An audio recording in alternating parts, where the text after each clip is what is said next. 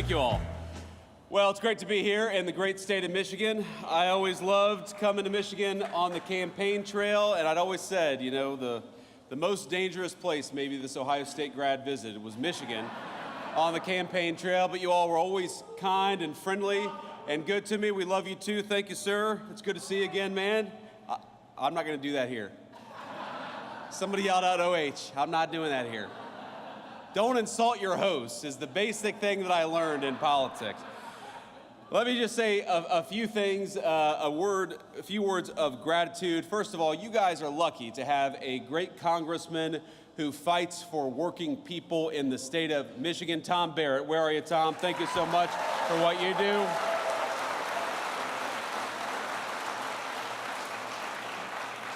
We talk a lot about the working families tax cuts. We talk about no taxes on overtime, which we are proud to deliver. No taxes on tips, which we are proud to deliver. The lowest taxes that we've had in this country in a very long time because Tom Barrett went to Washington and fought for the people of this district. Thank you so much, Tom, for everything that you do.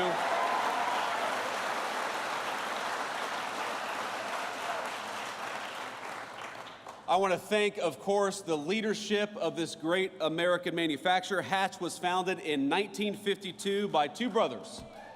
Where are we at here? Where's the leadership of Hatch at? Thank you, guys. Stand up. Come on. Let's give them a round of applause.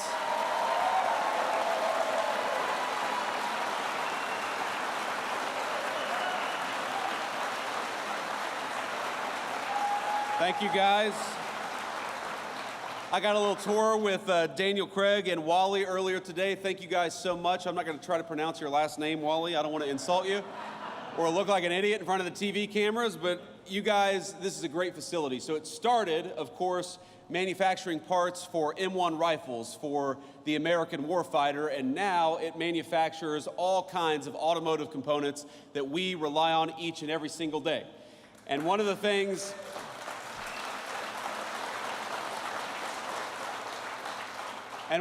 they told me is that business got maybe a little tough, a little uncertain when they had a president of the United States who was obsessed with telling everybody to drive an electric vehicle because too many of those electric vehicle components were not made in America. But now that we are leaning in to great American-made automobiles, Hatch is doing better, the American auto worker is doing better, and President Trump and I are proud to fight for you each and every single day.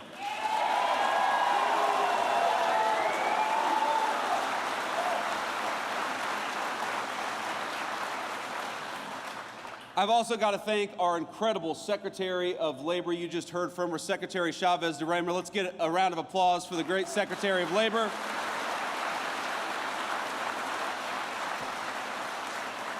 Now, she is a very, very interesting person. She has got a great career. She had a great career in Congress, but I have never met anybody on either the Republican Party or the Democrat Party who is more obsessed with fighting for American workers every single day. She wants our workers to have the best training. She wants our workers to have the best benefits. She wants our workers to have the highest wages. And thanks to her work, we're getting closer every single day to being the most pro-worker administration in the history of the United States of America. So thank you, Madam Secretary.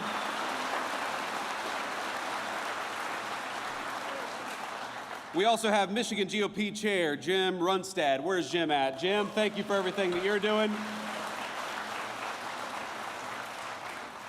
Now, Jim did such a good job during the last election in 2024 that the previous GOP chair, Pete Heckstra, is now our ambassador to Canada. So if you do a really good job, man, you might just get a promotion. Who knows?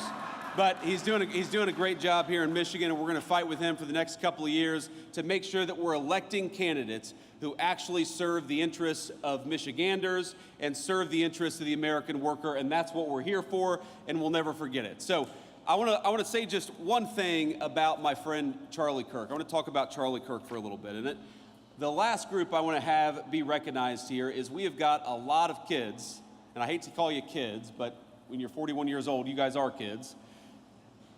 TPUSA is a great organization founded by my friend Charlie Kirk that takes the message of free speech and conservative values all over our college campuses here in the state of Michigan and elsewhere. And we've got some proud TPUSA folks here. Would you guys stand up and be recognized by the crowd? We love you.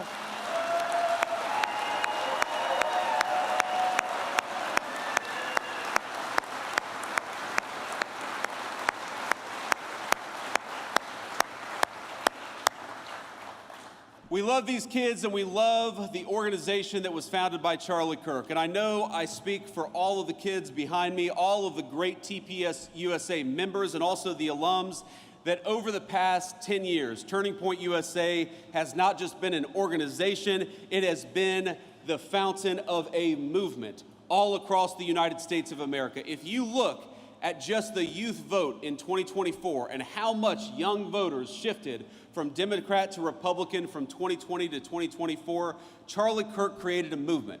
And that movement made Donald J. Trump the President of the United States, and it made me the Vice President of the United States. I would not be here without Charlie.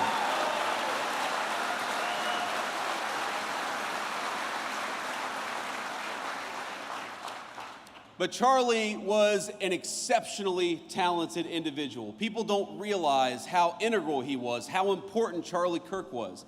He helped us staff the administration with solid people like Secretary Chavez DeRemer. He made sure that when we hired somebody, that it was a smart person, but it was also a kind and decent person.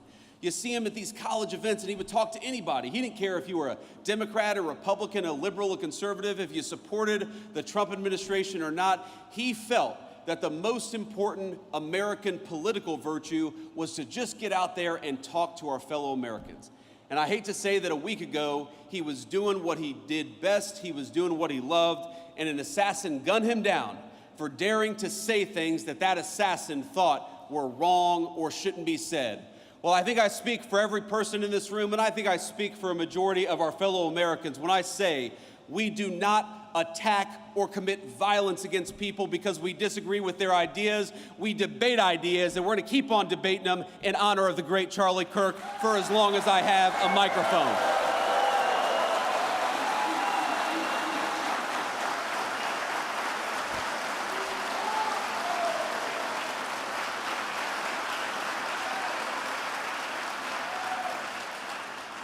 But the last thing I want to say about Charlie, my friends, is he was more than a political organizer, more than a person who literally helped make me the Vice President of the United States. And I'll never forget it, Charlie, that I would not be here were it not for you.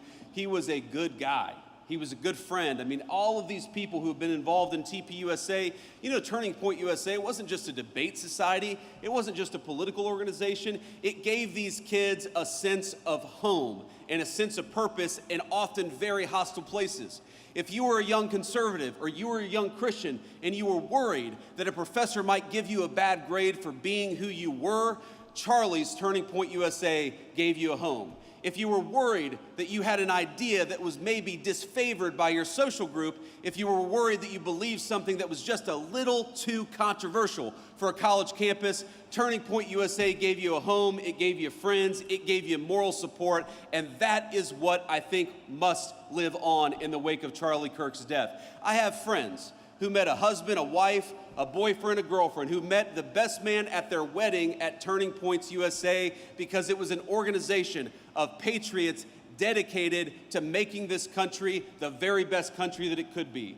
And I would like to think that whether you're a Democrat or a Republican, this basic idea of young people gathering to discuss and debate, that is the thing that we cannot let pass away just because the leader of Turning Points USA was gunned down by an assassin. And I want to let you know that whether you're a Democrat or a Republican, whatever your belief is, I will fight for your right to speak your mind. We reject political violence, and we reject the crazy left-wing radicals that gunned down our friend Charlie Kirk. Let's talk to one another and not try to shoot each other down for disagreeing.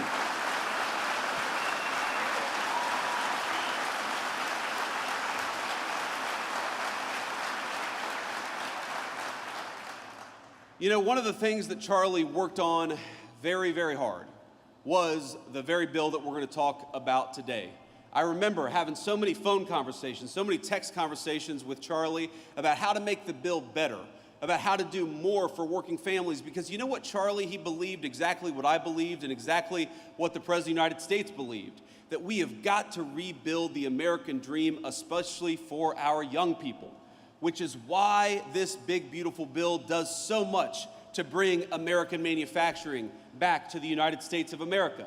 These working families tax cuts, they don't just cut your taxes, though they certainly do. They reward companies for building and investing in the United States of America. Because isn't it nice to have an administration that is fighting for the businesses and the workers that are building right here at home rather than shipping our jobs off to Asia or Mexico?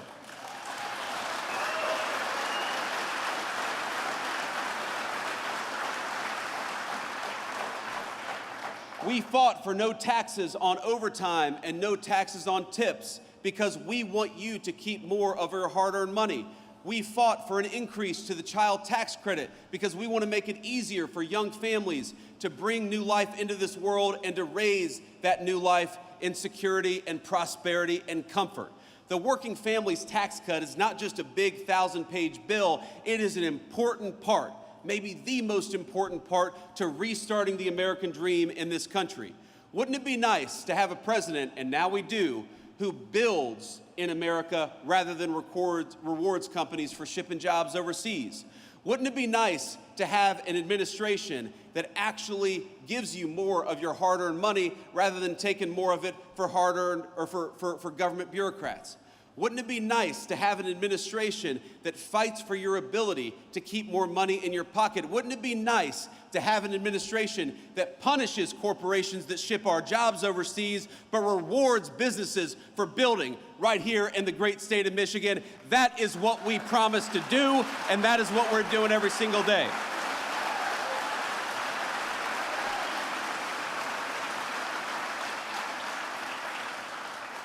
Now, I don't know if you saw the headlines this morning, if you turned on the TV this morning, but the president right now is participating in a great state visit to the United Kingdom, our closest ally, of course, going back to the very beginning of our country when we didn't always agree very early on. But pretty much since then, they've been very close friends of the United States, about 200 years, our most important ally in the world. And the president is over there, and somebody asked me, would you rather be in England celebrating the state visit? I said, no, I'd rather be right here in the great state of Michigan, where people are grilled and great products for the American people.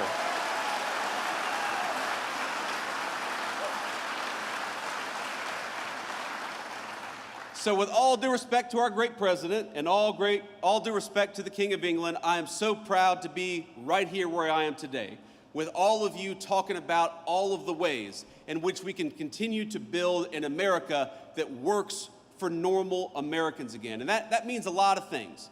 Part of making this country work for you all is making sure you're safe in your communities and safe in your streets. And one of the proudest things the President of the United States has done in Washington, D.C. and in Memphis as of a couple of days ago is to send the National Guard to take back American streets. We deserve to be safe in our communities again, and that's what the President is making happen.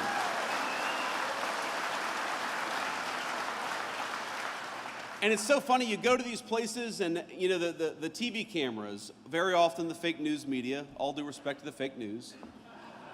We love them, even when we don't.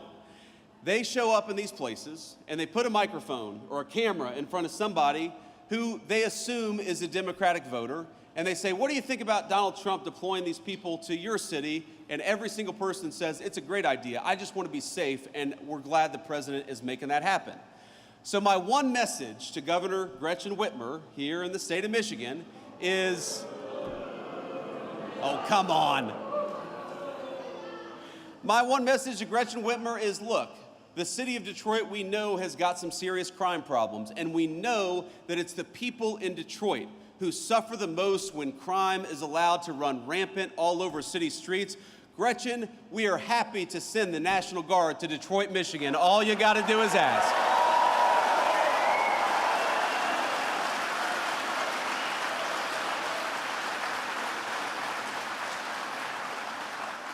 We got to remember, the streets are safer when law enforcement is allowed to put the bad guys away. And just as we want to protect your job and we want to make sure you have a good wage when you work hard, we also want to make sure when you go home, you can enjoy your neighborhood and enjoy your community in safety.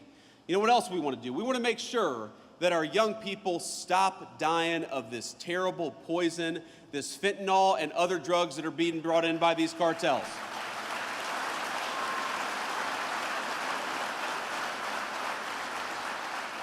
And I'll tell you a little story. I was talking to our great Secretary of Defense probably about a week and a half ago.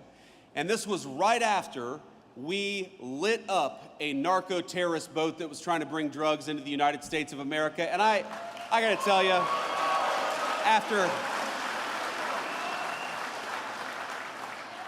I am a child of the war on terrorism era. I served just as Tom did in our military. I deployed to Iraq as a United States Marine, a young enlisted United States Marine. I am proud to have a president who is sending our military to light up the cartels that threaten our people in our own backyard. That's where the military belongs, if they belong anywhere.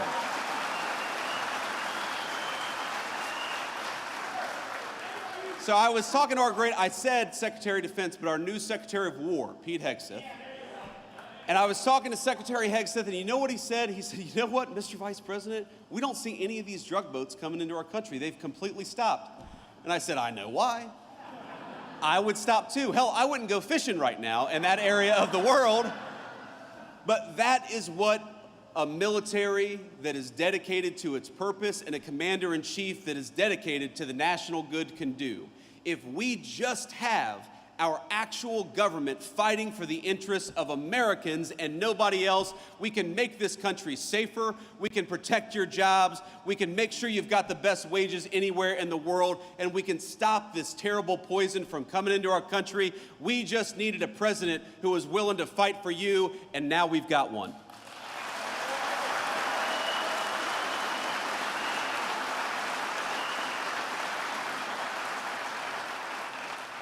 So let me leave you with this final thought here. Look, I grew up in a community. You heard Secretary Chavez de Remmer mention this, that I grew up in a community where the American dream seemed to be disappearing, where the jobs were getting shipped overseas, where the factories were closing down. I remember driving around my hometown of Middletown, Ohio, and we'd see some abandoned factory, and my grandfather would tell me what used to happen there, what good jobs used to happen there, what good wages used to provide for families there. And I remember thinking, why is it like this?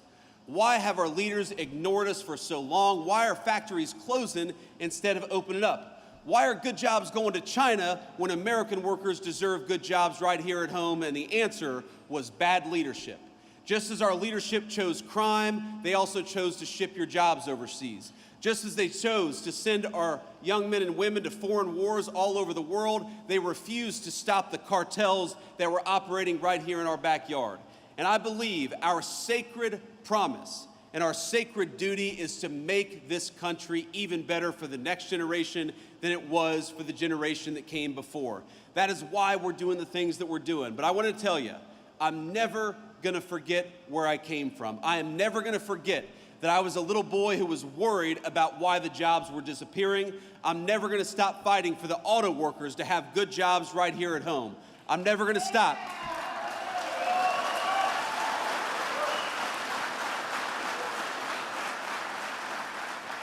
I'm never going to stop, and neither is the President of the United States, from fighting for your public safety, for your good wages. We're going to fight for when you send $1 to Washington, D.C., that we spend it wisely. We're going to fight for you to have low taxes. If you're working hard, we're going to fight for you to keep as much of your hard-earned money as possible, because I believe that the American dream belongs to American citizens, not to illegal aliens, not to drug cartels, and it doesn't belong to foreign workers. It belongs to workers right here in the state of Michigan.